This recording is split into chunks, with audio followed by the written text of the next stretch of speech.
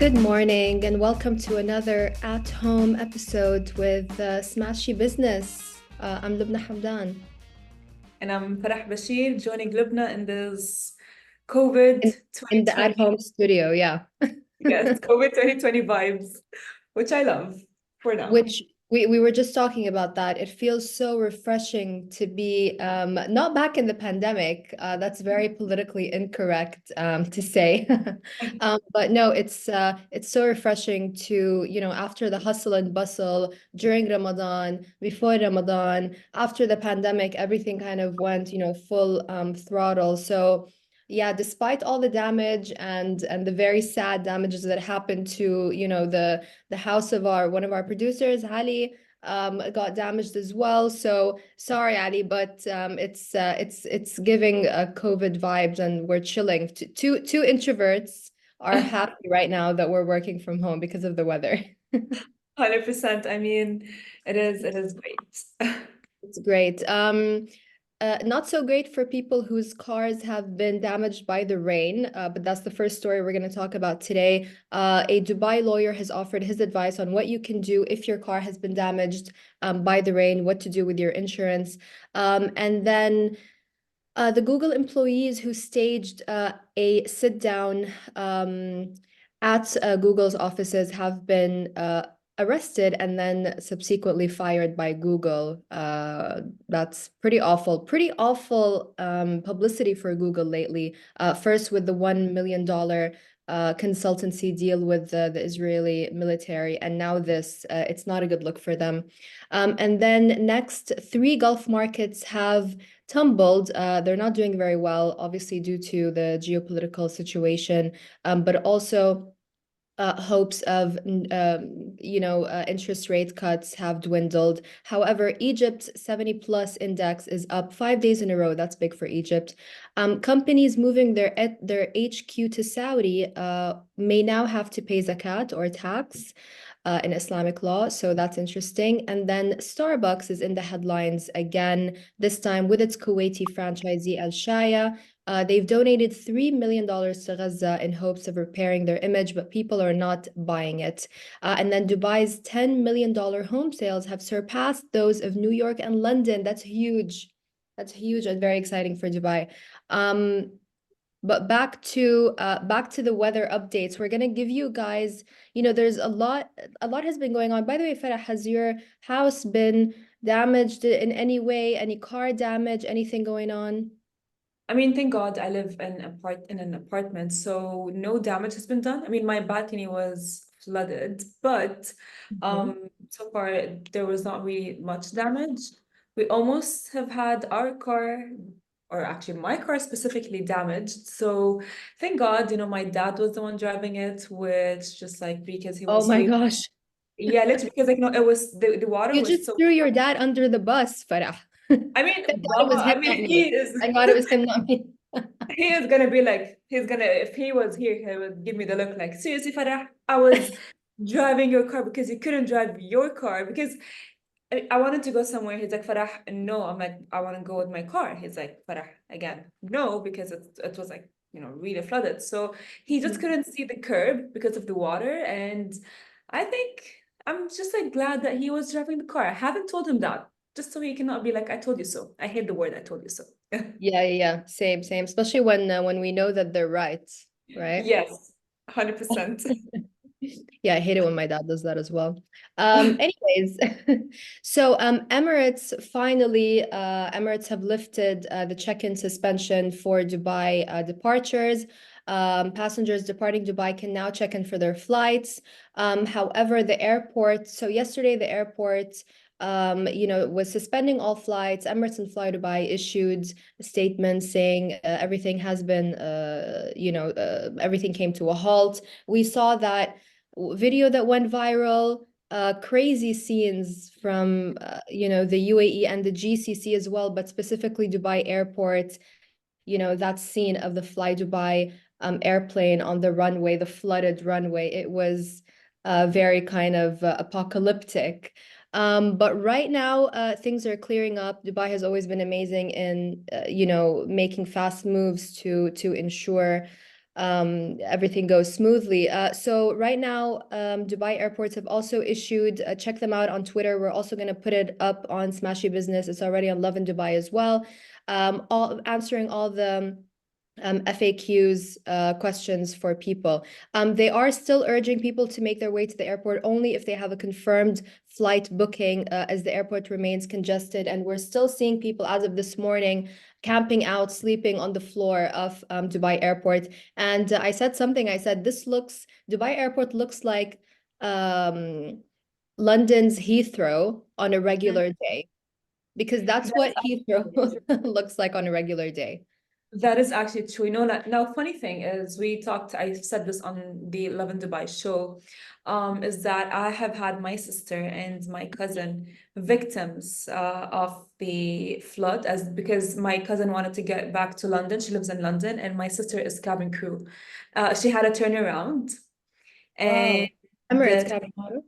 yes, she is. And she had a turnaround to Pakistan. However, because of the rain and the situation that has been happening in Dubai, they have given it to her as a layover at the very last minute. Because they know Mm-hmm. it's cheaper to stay there than to come back then. So we don't know till now when is she coming back, but we know that she's in Pakistan. And even my cousin, she lives in London, as I said earlier. She had to leave the airport, I believe before yesterday, or actually yesterday, but her flight got canceled, and it was way more priority for people who were in transit to actually go and travel. So Right. confirm that. Yeah, yeah, that is what we have been seeing. You know what? Yesterday, my family and I were watching a video on YouTube about all the scenes in Dubai and the floods, and it's been covered by Bloomberg. It's been covered by I think The Guardian covered it as well. Anyway, and all those Western media were being so negative about it and blaming cloud seeding, and the UAE has come out and said it. It's not the cloud seeding. Cloud seeding doesn't create a storm across the Gulf. So this wasn't just the UAE. We're talking about the UAE a lot because we are based here. We have all those videos here. It has been affected the most. However, this has been Gulf wide. So yeah, it's not Gulf. It's not just the UAE, and it's not just cloud seeding. And I just hated how they love to hate on Dubai so much. It's incredible. Anyways, what to do with insurance, Farah? Maybe this is for you or for your dad to take care of since he was the one driving the car.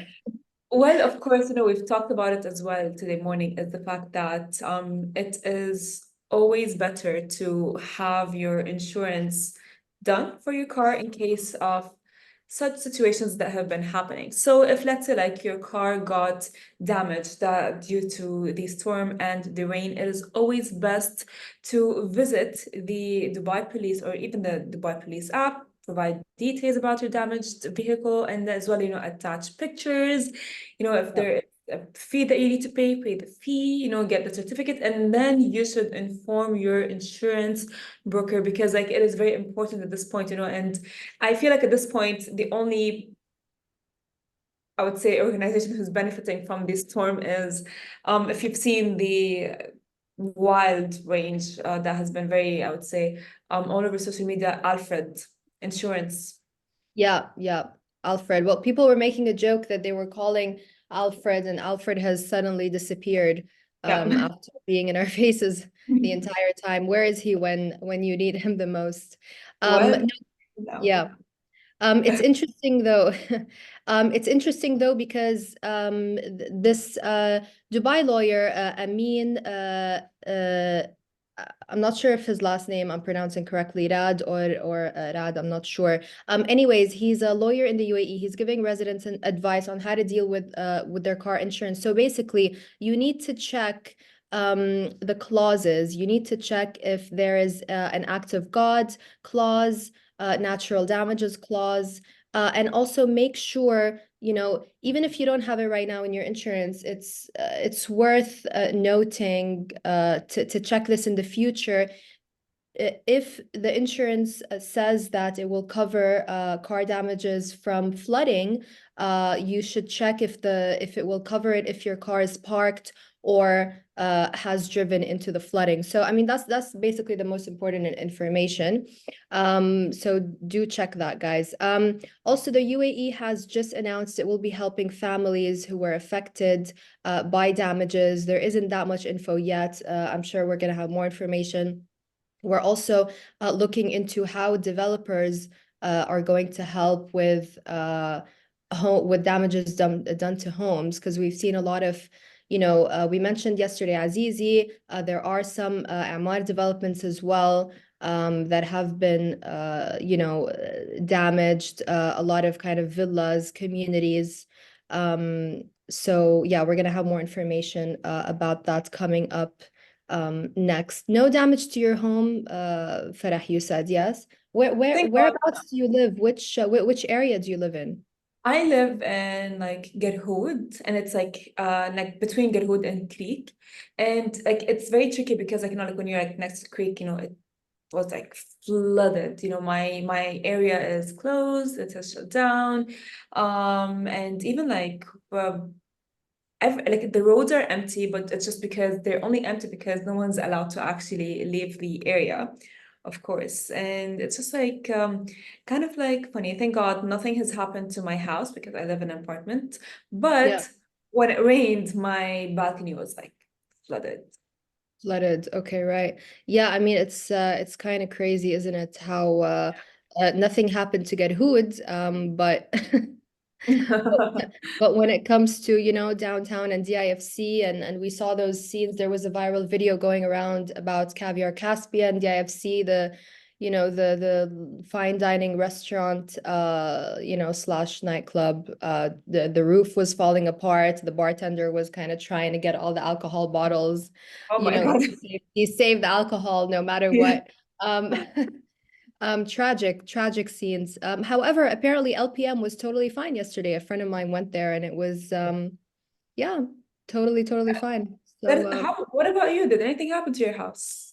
luckily nothing happened to my house. So because we used to get a lot of damage from the rain before in my community, so I live in the green community, in DIP, and they've done something really smart whereby they put these high kind of blocks of, I don't know exactly what it is, like bags filled with sand, or I don't know what it is, but they block out the water from, I wouldn't say starting from the entrance because the entire entrance is still flooded, but just where the villas start, they block it out so that the water doesn't enter the community, or there's minimal damage to the villas. But then all around us is completely and utterly flooded. But I have to give it to them, Dubai. I think I'm not going to name the developer because I have forgotten the name of the developer of Green Community. Yeah. But then again, we're online, so I can just Google it. But I'll Google it a bit later on. Let's move on to the news because we are running a bit kind of behind on schedule. Um, Google has arrested the twin has sorry, Google has fired the 28 employees that were protesting the $1.2 billion Israeli contract that Google has. They were also involved in the protests against Project Nimbus. That is the joint contract with Amazon to provide the Israeli government with AI and cloud services. We saw the news yesterday that they were arrested for this. They basically staged a sit-in in the CEO's office. It was an 8-hour sit-in in Thomas Kurian's California office, where they demanded the company cut its ties with Israel. They broadcasted their pro-Palestine protests on a Twitch live stream, which ultimately also captured their arrest, which is absolutely brilliant. If you want to do this, you want to do it documented, not just on a phone, but a live stream. That is absolutely, we've got a video of it on our Smashy Business Instagram. Do check it out. It's called the No Tech for Apartheid video. Depicts a man informing the employees that they have been placed on administrative leave before he asked them to leave voluntarily. So yeah, everything was captured. It's absolutely brilliant of those people to do, to stand up to Google. More people are doing that. The Mina Bytes co-founder as well mentioned it on LinkedIn today. He said some employees are pitching for Google Pakistan, and he was calling for the boycott of that. Thoughts, Farah? I mean, honestly, at this point, as a Gen Z myself, I'm just like so proud of how everyone has been using our tools, such as, streaming, taking videos, taking footage to their benefit, and specifically like right now, in line with what's happening in Sorry, Palestine. also purchasing power. No, we won't buy Starbucks. No, McDonald's is now buying back its Israeli franchises in Israel, in occupied Palestine, I should say. So that's a big move. That's a big move. That is that I must say, honestly, I'm just like super proud. And this is honestly like the way, because I think at this point with what's happening in Palestine, people are just like done. Yeah, absolutely, absolutely. Right. Three Gulf markets have tumbled as hopes of interest rate cuts fade, but Egypt's 70 plus index is up 5 days in a row. So Gulf stock markets experienced a significant decline on Tuesday. After hopes for an imminent interest rate cut by the U.S. Federal Reserve diminished following stronger than expected U.S. retail sales data, but also obviously because of the geopolitical situation, Palestine, Israel, Iran. Let's not get into politics because, yeah, I always get in trouble when I go there. So let's not go there. Let's not go there. Um, I mean, politics is very it's a very interesting topic. I love politics. Politics is a very close person to my close, I would say, topic to my heart. But yeah. again, like speaking about it can really get you like, kind of like it's a very tricky situation of like how you say what you want to say. Yeah, yeah, yeah. Freedom of speech is best when it's kind of limited, I guess. That is true. That is true. Um, at least, yeah, yeah. Actually, all around the world, really, there's no such thing as freedom of speech without limits, honestly. And it's not just in the UAE. It's everywhere. I would actually say we have more freedom of speech here in the UAE Mhm. than people do in the Western world, I There you mean, go. People are getting fired for protesting a genocide in Google. So, yeah, the West is in no place to give us, any lessons on democracy or freedom of speech. Uh, 100%. Right. So back to our topic about the markets. The Saudi Arabian market index suffered its worst daily loss in several months. Aramco's share price fell below 30 Saudi riyals for the first time in over a year. Leading Saudi banks, Al Ahli, for example, also saw share prices decline. So yeah, we had similar losses in Kuwait and the UAE. And let's move on to Egypt. The EGX 70 index, which tracks companies with stocks older than 70 years old, defied the overall market sentiment and recorded its fifth consecutive daily gain, fueled by strong domestic investor buying. We're seeing Egypt make great strides. It's looking pretty promising for Egypt, and I think it's a very promising economy in general, isn't it, Egypt? Yeah, it is honestly. We have seen it as well, like improve. And regarding like the Gulf, I think as well, if you said like it is all like related to an agenda, I believe. And specifically, I think the agenda is more of, like political rather than just like, like, oh yeah, this is happening, like there's a political agenda behind it. But Yeah. because like I would say Egypt has always been it's like where Egypt has been standing, and it's been standing in that way for like so long. So that's what I would say, like maybe Egypt would improve, and maybe the Gulf maybe has deteriorated in a way. Yeah, I mean the Gulf has really been investing a lot in Egypt, from Qatar, buying hotels there, Amar developing huge complexes, indoor outdoor malls. We saw it do that in Istanbul. you know, in many parts of the Arab world. It's incredible, really. It's just incredible. Right. Moving on to Saudi Arabia. According to new guidelines, some companies moving their HQ, their headquarters, to the kingdom will now have to pay Islamic tax or zakat based on the amount of stock held by domestic or GCC individuals subject to the 2.5% zakat at the end of the financial year. So that's interesting. The regulations also specify that the 30-year period without income tax solely pertains to licensed activities conducted by foreign companies seeking relocation. All business activities that generate revenue for the RAHQ within the kingdom will be subject to taxation. Interesting this move by Saudi because first, you know, they implemented this rule that all companies should be moving their HQs to Saudi. We saw, you know, Tabby, God bless Tabby, giving us the free to buy those dresses we can't afford based on monthly payments. You know, love it, love it.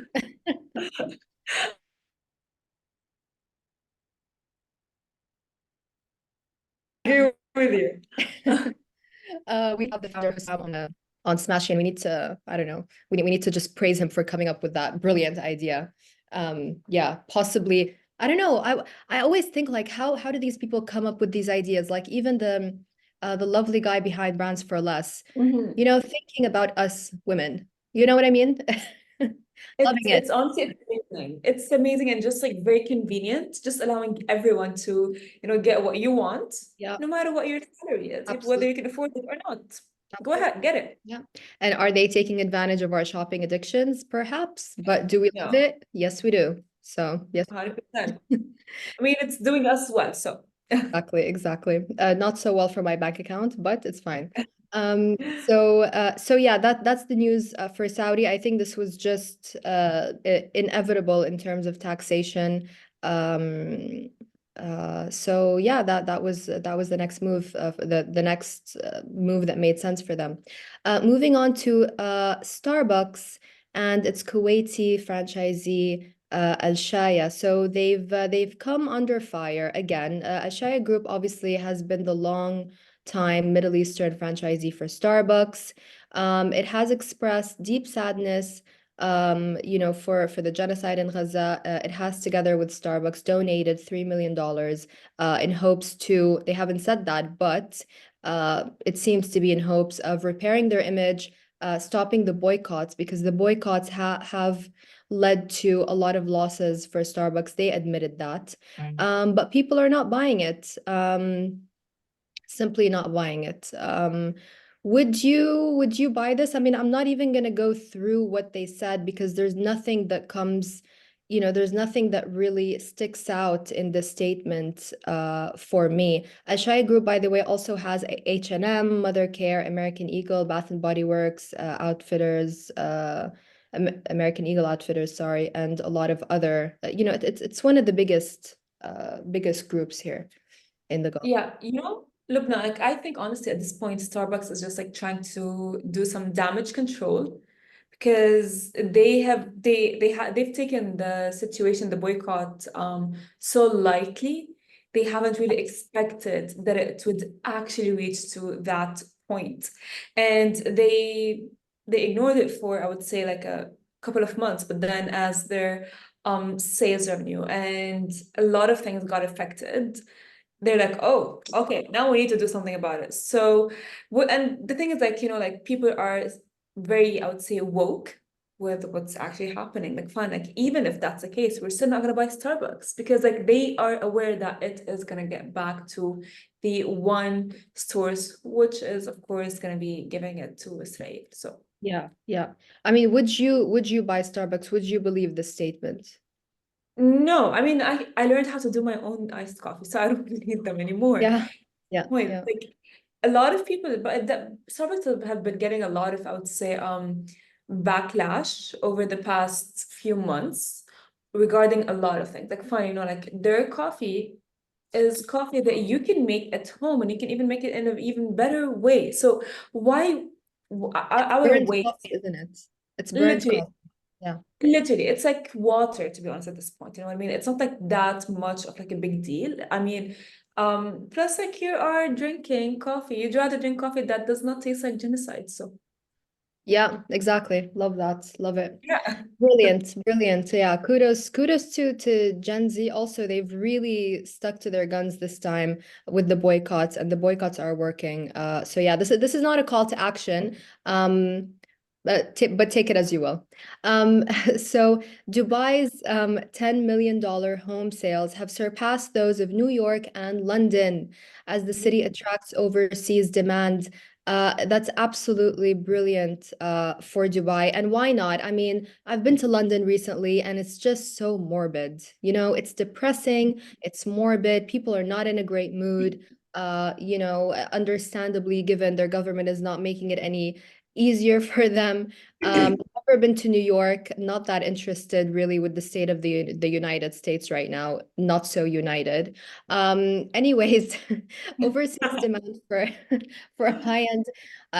I know what's gonna happen after this episode. Richard's brother William is gonna tell him to tell me to tone it down about the anti-Western sentiments. It's not anti-Western though, William. It is what it is, isn't That it? is true. Overseas demand for high-end residences in Dubai, particularly for those homes valued at $10 million and higher. Let's pray together for a moment, Farah, that one day you and I will be able to afford a $10 million home. Let's take a moment, shall we? I have been manifesting this for so long, actually for so long. Well, we have, but I mean, you know what? The words that come out of our One mouth day.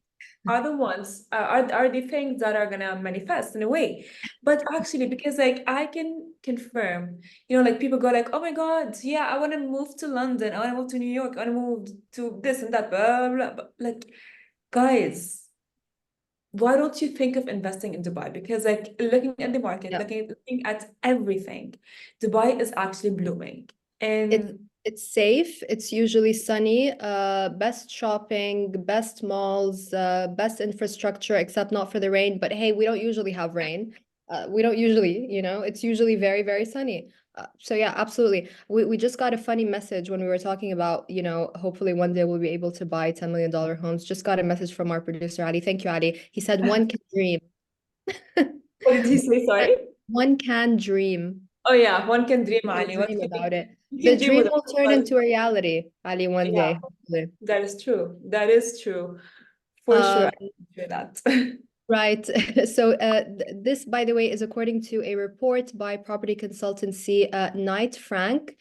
Prime residential areas like the Palm Jumeirah, Jumeirah Bay Island, and Emirates Hills saw prices rise over 26% last year. Q1 this year recorded 105 sales of properties exceeding $10 million.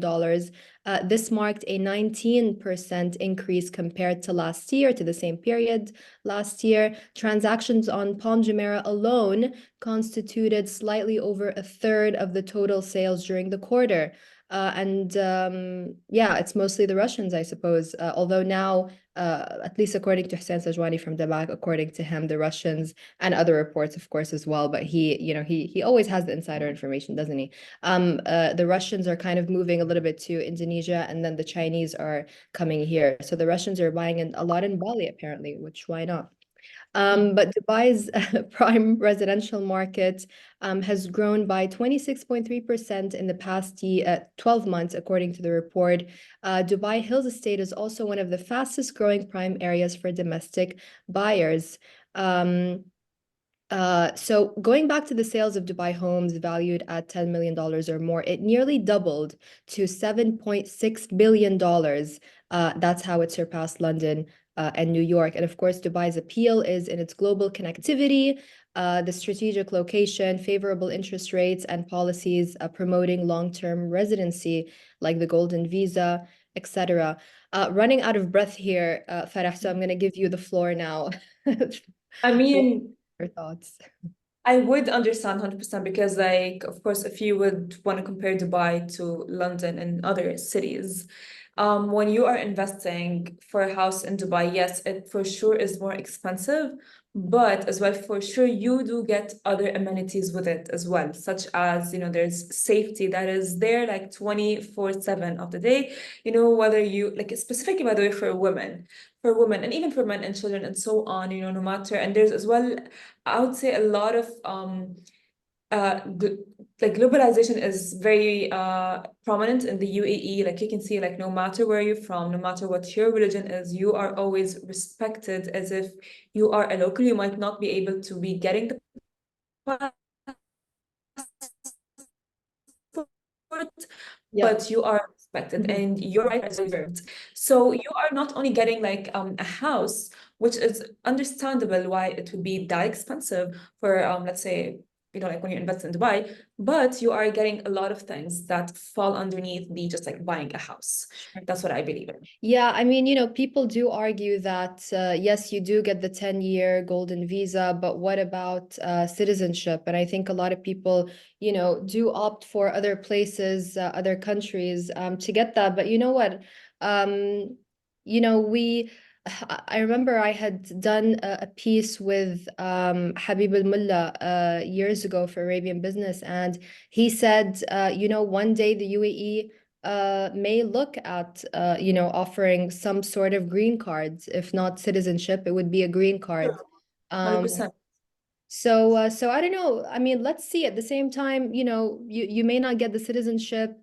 You could. There's also the argument of retirement. It's not a city that's very suitable for retirement, especially if you don't have the citizenship. However, you do get the safety. You get a lot of, the location of Dubai is fantastic. A lot of investment opportunities, a lot of work opportunities. So it's pretty exciting. Do you know, Farah, that we work more longer hours here in Dubai than people in New York do? Did I've you know that? actually heard that a lot. It was as well, there was a report that I've read. I remember last year that Dubai is the most working city in the world. However, like I feel like, like Dubai is as well the city that, it's beautiful. Mhm. And it even offers you beautiful opportunities. If you work hard, you get what you deserve from Yeah, your work hard. So, I mean, I feel like at this point, like Dubai is a very fast-paced moving city. So, and it's beautiful. Why not invest in work? And yeah, it might be the most working city, but it's all going to be worth it because there are a lot of amenities that do come with. absolutely. Just don't work hard and play too hard and waste all your money and not save anything like some people do. There's Sabi. There's Tabby for that, yeah. To help Yes. you just waste away the money. Oh dear. If I think about, if I had saved from my first paycheck, um, how much would I have in my savings? Anyway, let's not get all morbid at the moment. Thank you, Farah, for joining us. Thank you for your Thank you time. so much. And yeah, we'll see you guys with more updates, more news, more self-deprecating chats tomorrow. Listen to Smashy Business wherever you get your podcasts, or watch us on smashy.tv or YouTube. Thank you, and see you tomorrow.